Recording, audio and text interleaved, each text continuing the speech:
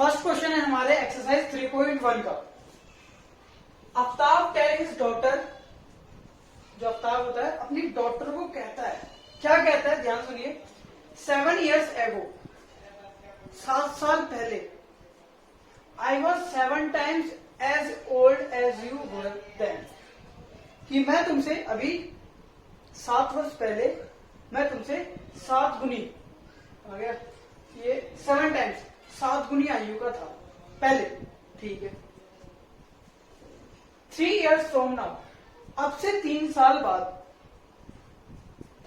I shall be 3 times as old as you will be, यानी जितनी भी as है तुम्हारी अभी, मैं 3 साल बाद क्या हो जाऊंगा, तुमसे 3 की भी आयु का हो जाऊंगा। Represent this situation algebraically and graphically, यहां पर हमारा 2 पार्ट है, एल्जेब्रिकली और ग्राफिकली, बीजीय गणितीय और ग्राफिकली हमें इसको रिप्रेजेंट करना है, दर्शाना है, ठीक है। अब क्वेश्चन देखो ध्यान से समझते हैं।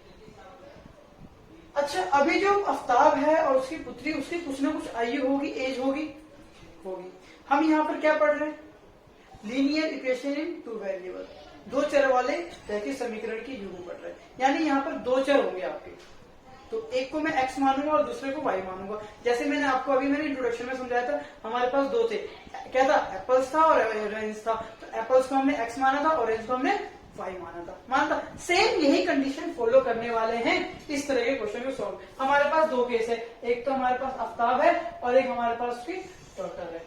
तो अभी कुछ ना कुछ तो इनकी एज होगी। हमें जब कुछ पता नहीं होता तो हम क्या करते हैं जी, मानते हैं, लेट करते हैं। तो हमने क्या मान लिया कि जो प्रेजेंट एज, अभी जो एज है आफ्ताब की वो x है, हमें नहीं पता अभी, जैसे हमने एप्पल को x माना था, हमें नहीं पता। इसी तरह अभी कुछ ना कुछ एज होगी डॉटर की, पुत्री की, उसको हमने क्या मान लिया, लेट कर लिया, y लेट कर लिया, y मान लिया, ठीक है, इतना हमने कर लिया। अब हम इस कंडीशन को फॉलो करते हैं। 7 years ago, 7 साल बाद, एक लाइन को कवर करेंगे, तो ये आ गया हम 7 years ago पे, 7 वर्ष पूर्व यानी पहले। देखो अभी मान लो आपकी एज x है, तो 7 साल पहले कितनी हो जाएगी, माइनस करेंगे ना। मान लो अभी आप 10 साल के हो, तो 7 साल पहले कितने साल के थे आप, 3 साल के थे, जी हाँ। तो अभी ये अगर x है, तो 7 वर्ष पूर्व क्या होगा, आपने किया ना, अभी 10 साल के अभी थे, और क्या किया आपने 7 को माइनस किया, तब तो आप 3 साल के थे ना 7 साल पहले, माइनस किया। तो जी हाँ, जब हम पीछे की बात करेंगे तो माइनस करेंगे, लेकिन आगे की एज बताएंगे तो हम प्लस करेंगे। बात क्लियर है, ठीक है। तो अभी की एज अगर x है, तो 7 साल पहले क्या होगा, x माइनस 7, तो एज ऑफ आफ्ताब की आयु कितनी होगी, ये कब होगी एज, 7 साल पहले, 7 years ago।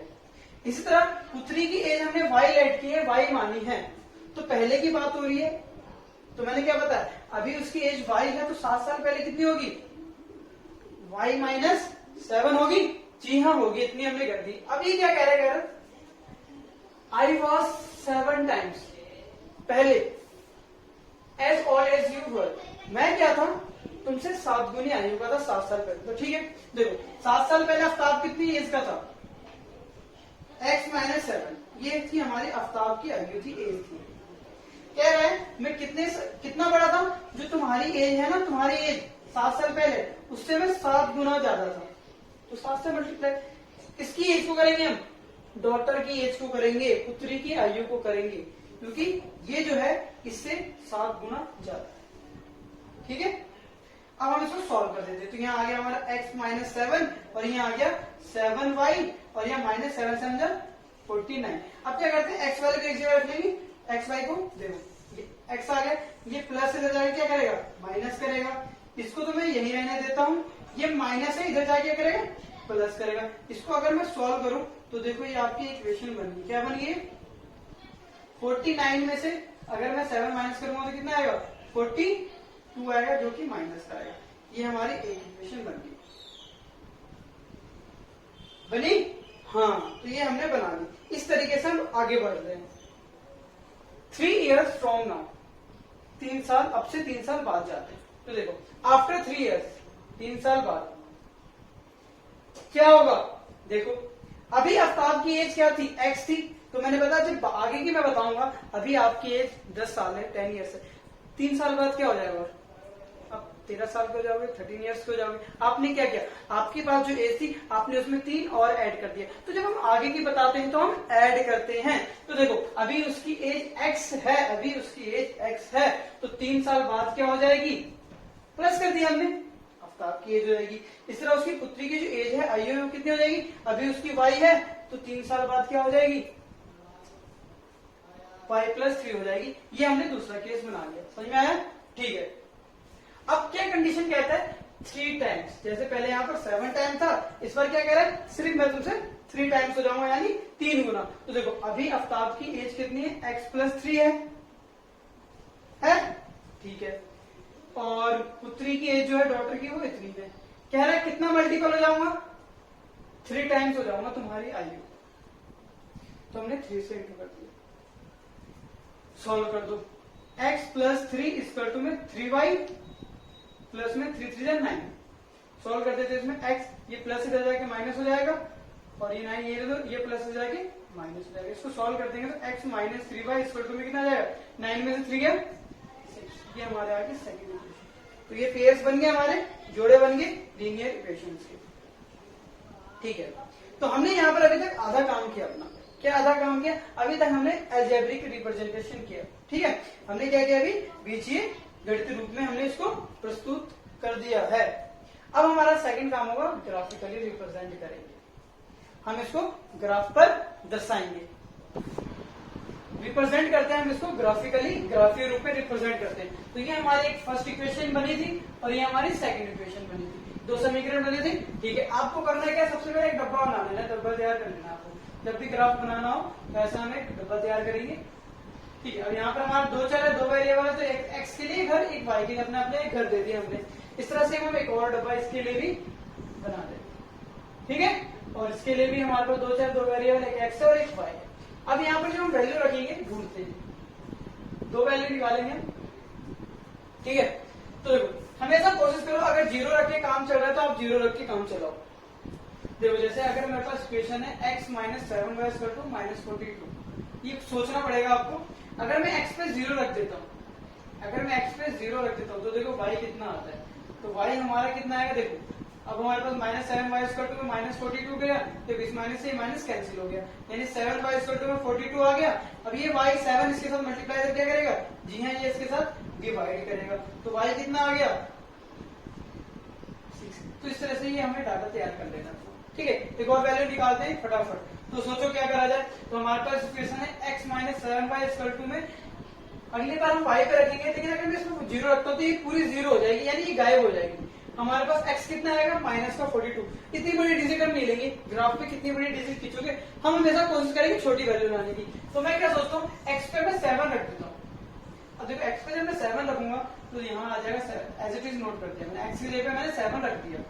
देखो ये प्लस से इधर जाके क्या करेगा, जी हाँ ये उधर जाके माइनस करेगा, ठीक है। ये -7y आ गया, माइनस माइनस प्लस, ये आ गया आपका 49, माइनस का minus minus cancel out, 7y = में 49, यानी y ये मल्टीप्लाई करके क्या करेगा, डिवाइड करेगा, कितना आएगा y 7, तो y भी कितना आ गया 7 आ गया। इस तरह हमने 2 वैल्यूज निकाली, 2 वैल्यूज आप 3 वैल्यूज भी निकाल सकते हो, आपकी मर्जी है, ठीक है। हम यहाँ पर इसकी भी 2 वैल्यूज निकालते हैं। देखो यहाँ अगर मैं x को 0 कर दूं, हमारा काम बन रहा है, तो वही 0 का कॉन्सेप्ट याद रखना। तो x - 3y = में 0, x पे मैं अगर 0 रख दूं तो 0 का मतलब वो वहां से कल्टी कर जाएगा, यहाँ से ये कल्टी हो गया, हमारे पास इतना बच गया। अब देखो ये मल्टीप्लाई क्या करेगा, जी हाँ -y, तो ये 6 को 3 से डिवाइड कर दो, क्योंकि मल्टीप्लाई है, गुना इधर भाग करेगा, तो 3 से जब 6 को काटोगे तो आपका आ जाएगा 2। अब देखो ये नेगेटिव में है, इसका मतलब आंसर आपका नेगेटिव में है, तो आपका क्या है, y आ गया -2 आ गया। इस तरह हम क्या करेंगे, एक और वैल्यू निकालते हैं, फटाफट बता दो क्या करा जाए, सोचो सोचो सोचो। देखो y को 0 कर दो, मैंने कहा ना 0 का कॉन्सेप्ट याद रखो, आंसर कभी गलत नहीं आएगा। ये मैं 0 कर दूं, इस बार मेरा आंसर आ रहा है, जैसे पहले करने पे 0 बहुत ज्यादा डिजिट आ रही थी, लेकिन इस बार इतनी बड़ी डिजिट नहीं आ रही, तो मैंने इस बार क्या कर दिया, y को ही 0 रख दिया। तो x - 3 में जब 0 से करोगे तो कितना जाएगा 0, 0 का मतलब कल्टी, x कितना आ गया 6 आ गया, x कितना आ गया 6। तो ये पहला काम आपको वैल्यू निकालना है। अब हम इसको ग्राफ पे रिप्रेजेंट करते हैं। तो ये जो हमारा ग्राफ बना है ये 2 वेरिएबल का है, 2 चर वाला है। क्यों? इसमें एक एक्स एक्सिस है और एक वाई एक्सिस है। ठीक है, जैसे हमने 9th में पढ़ा था वहां पर हमने दोनों पढ़े थे, एक चर वाले भी तो 2 चर वाले। यहाँ हम 2 चर की बात कर रहे हैं इसलिए हमने ये वाला ग्राफ बनाया है 2 चर वाला यानी 2 वेरिएबल का। ठीक है, इसमें मैंने डिजिट जो रखी है वो मैंने 8 से ज्यादा नहीं रखी, क्योंकि हमने जो देखा, हमने जो डाटा निकाला है वहां पर जो हमारे डिजिट है वो 8 से ज्यादा है नहीं, 7 से। ठीक है, इसलिए मैंने इतना बनाया। फिर मैंने माइनस की डिजिट देखी तो -2 से ज्यादा नहीं थी, इसलिए मैंने इस साइड को छोटा कर दिया है। क्लियर है कि हमने ग्राफ ऐसा क्यों बनाया? ठीक है, अब हम इसको रिप्रेजेंट करते हैं। देखो, सबसे पहले हम इस वाले इक्वेशन को करते हैं। एक्स पे 0, तो ये जो पॉइंट होता है ये हमारा 0 होता है। एक्स पे 0 है और वाई पे 6 है, तो एक्स पे 0 है और वाई पे 6 है, यानी ये रहा आपका पॉइंट जी, हमें ये मिल गया। ठीक है, एक्स पे 7 और वाई पे भी 7, तो देखो एक्स ये रहा हमारा, एक्स पे 7 है। ठीक है, इसको ले जाते हैं कहां तक? वाई पे भी 7 है, यहाँ एक्स पे भी 7 आ गया और वाई पे भी 7 आ गया। एक्स पे भी 7 और ये वाई पे भी 7। देखो दोनों पॉजिटिव, आपको पता है जो फर्स्ट क्वाड्रेंट होता है दोनों पॉजिटिव होते हैं, इसलिए इस क्वाड्रेंट में गए। ठीक, क्योंकि यहाँ पर भी एक्स प्लस का है और वाई भी क्या है, प्लस का है, तो वो इस क्वाड्रेंट में रहेगा। हमें ये पॉइंट मिल गया। इन दोनों को देखो, इन दोनों को ज्वाइन कर दो, तो अगर मैं इनको ज्वाइन करूं तो ये कुछ ऐसा बनेगा। ठीक है, अब हम इसको डिनोट करते हैं। एक्स पे 0 तो ये रहा और वाई पे -2 का है, तो जी हाँ वाई ये रहा, माइनस वाई और ये रहा आपका, ये हमारा पॉइंट आ गया। नेक्स्ट, एक्स पे 6 वाई पे 0, तो देखो एक्स पे 6 तो ये रहा और वाई पे 0 ये रहा, यानी ये रहा पॉइंट हमारा। ठीक है, इसको भी हम क्या कर देते हैं, ज्वाइन कर देते हैं। ठीक है, ये जो इक्वेशन है हमारी, ये जो लाइन है ये हमारी x - 7y = में -42 की है, और ये जो लाइन चली जा रही है जो कि ये हमारी क्या है, x - 3y = में 6। तो ये था हमारा ग्राफिकली रिप्रेजेंटेशन। ठीक है, ऑफ इक्वेशन हमने ग्राफिकली रिप्रेजेंट कर दिया। ठीक है, आई होप आपको अच्छे से समझ में आ गया होगा।